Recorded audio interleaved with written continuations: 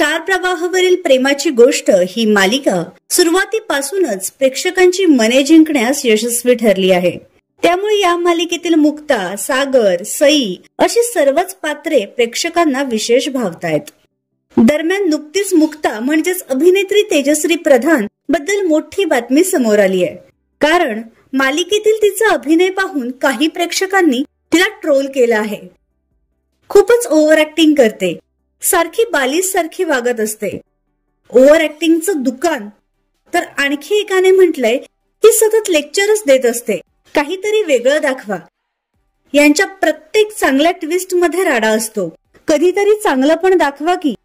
अशा वेगवेगळ्या प्रतिक्रिया देत प्रेक्षकांनी मुक्ता व मालिकेबद्दल त्यांचा राग व्यक्त केला आहे।